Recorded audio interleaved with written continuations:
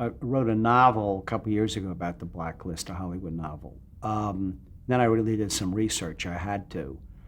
Back when it was on, Dick and I were in high school, when it happened, when you had the House on Un-American Activities, watched it on television, hated the right-wing dictator and scourge McCarthy, and cheered when he was cut down to size and humiliated during the Army hearings.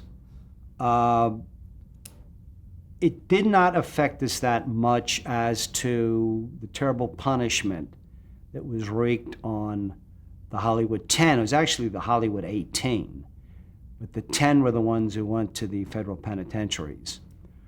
We were privileged when we came out here to meet Adrian Scott years later when we were under contract at Universal. Adrian Scott was one of the Hollywood 10, was a very successful Hollywood producer at RKO. He did Crossfire, the first picture about anti-Semitism. He made Dick Powell a dramatic star after his crooning career in Murder, My Lovely, the Raymond Chandler picture. And he was a lovely, lovely man. And we learned then that, these were mostly, left-wing people. Some made the mistake of joining the Communist Party. Most of them didn't. And they weren't interested in the overthrow of the United States. They loved America. They were all making big Hollywood bucks. What they wanted to do was improve the conditions for poor people, for African Americans, all the good liberal things, which are still alive today and which we want to accomplish today in many cases. And we then, Adrian invited us to a dinner party at Dalton Trumbo's house in the Hollywood Hills.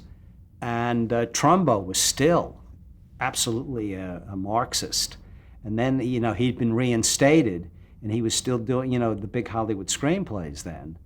And sounded like, he was a communist.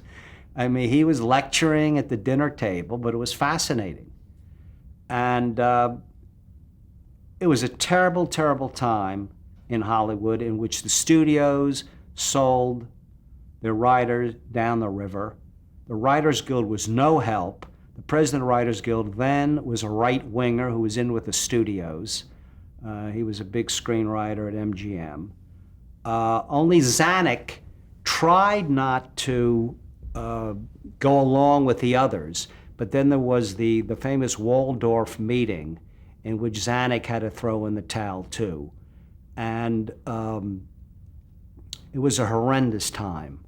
I think now with ageism in Hollywood, in many ways this is even worse, because writers now at 40 years old, and many other creative people in the various guilds can't get work because it's the youth complex that Hollywood has. It's the fountain of youth.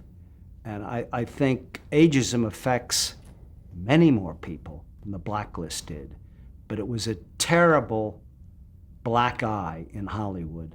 Only Sam Goldwyn was the one who spoke out, who wrote to the House on Un-American Activities saying what you're doing is wrong, it's un-American, et cetera, et cetera. Hardly anyone else did.